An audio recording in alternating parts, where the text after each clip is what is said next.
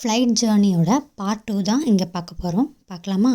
இந்த சென்னை டு ஆம்ஸ்டர்டாமுக்கு வெறும் Etihad connecting flight மட்டும்தான் கிடைக்குமா அப்படின்னா கண்டிப்பாக கிடையாது. நம்ம சென்னை டு டெல்லி, டெல்லி டு ஆம்ஸ்டர்டாமும் போகலாம். இல்லை அப்படின்னா சென்னை டு குவைத்து டு ஆம்ஸ்டர்டாமும் போகலாம். அது பேஸ்ட் ஆன் நம்ம என்ன புக் பண்ணுறோமோ அது நம்மளுக்கு காசு கம்மியாக இருக்குது அந்த மாதிரி பார்த்து நம்ம புக் பண்ணிக்கலாம். நிறைய கனெக்டிங் ஃப்ளைட்ஸ் இருக்குது. தென் இந்த domestic and international flight experience எப்படி இருந்தது? ஃபஸ்ட்டு இந்த ஏறுறப்போ இறங்குறப்போ அதை நான் சொல்கிறேன். இந்த ஃப்ளைட்டு ஏறுறப்போ அப்படின்னு பார்த்தீங்க அப்படின்னா எப்படின்னா அவங்க அந்த ரோடு இருக்கு இல்லையா, அதில் ஃபுல்லாக சுற்றிட்டு தான் இருப்பாங்க. ஒரு கட்டத்தில் நிறுத்தி நம்மளுக்கு இன்ஸ்ட்ரக்ஷன் கொடுப்பாங்க. நாங்கள் இப்படி டேக் ஆஃப் ஆக போகிறோம் அப்படின்னு சொல்லி. அப்போ ஒரு பெரிய நீளமான ஒரு ரோடு அங்கே நம்மளுக்கு ஆல்ரெடி தெரியும் நம்ம இந்த ஏர்போர்ட்லலாம் அப்படி தான் இருக்கணும். அந்த நீளமான ரோட்டில் அவங்க அவங்களோட ஃபுல் ஸ்பீடை அப்படியே கீழேயே ஓட்டிகிட்டு போவாங்க. அதையே கிட்டத்தட்ட ஒரு 5 நிமிஷம் ஓட்டுவாங்க. 5 நிமிஷம் ஓட்டுனதுக்கு அப்புறம் தான் 5 நிமிஷம் அப்படிங்கிறது இல்லை, ஒரு 2-3 நிமிஷம் ஓட்டுவாங்க. அந்த 2-3 நிமிஷம் அப்படியே ஓட்டுனதுக்கு அப்புறம் தான் அப்படியே கொஞ்சம் கொஞ்சமாக அப்படியே மேலே ஏறுவாங்க. ஸோ அப்போ தான் அவங்களுக்கு ஈஸியாக இருக்கும், கரெக்டாக இருக்கும் போல். அது அந்த பைலட்டுக்கு தான் தெரியும் எப்படின்னு. இதுதான் அந்த ஃப்ளைட் எக்ஸ்பீரியன்ஸ். ஏறும்போது கொஞ்சம் ஃபர்ஸ்ட் டைம்லாம் இருந்தால் காது நம்மளுக்கு ரொம்ப அடைக்கும்.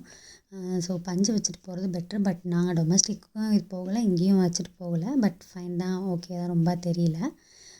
அண்ட் ஏறினதுக்கப்புறம் அப்படியே நேரம் ஆனதுக்கப்புறம் ரொம்பலாம் நம்மளுக்கு தெரியாது, அப்படியே கேஷுவலாக போகிற மாதிரி தான் இருக்கும்.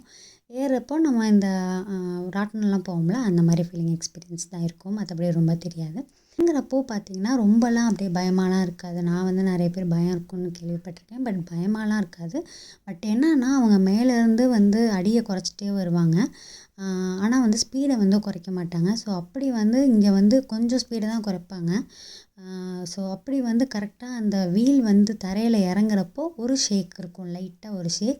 தென் அது ஃபுல் ஃபோர்ஸில் அவங்க நிப்பாட்டணுங்கிறதுக்காக அந்த பிரேக்கை ஃபுல்லாக பிடிப்பாங்க.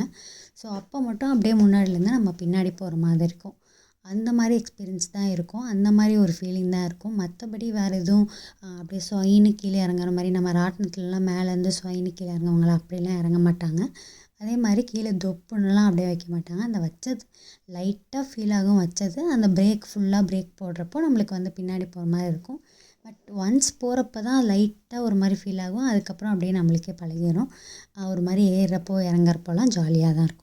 ஸோ இதுதான் அந்த ஃப்ளைட் எக்ஸ்பீரியன்ஸ். இந்த மாதிரி நீங்கள் வீடியோஸ் பார்க்கணும் அப்படின்னா நம்ம சென்னை டு நெதர்லாண்ட்ஸ் சேனலை சப்ஸ்கிரைப் பண்ணி வச்சுக்கோங்க. நம்ம இந்த மாதிரி நிறைய ஷார்ட்ஸ் வீடியோஸ் பார்த்துட்ருக்கோம். வேணும்னா பிடிச்சிருந்தா செக் பண்ணி பாருங்கள் கண்டிப்பாக.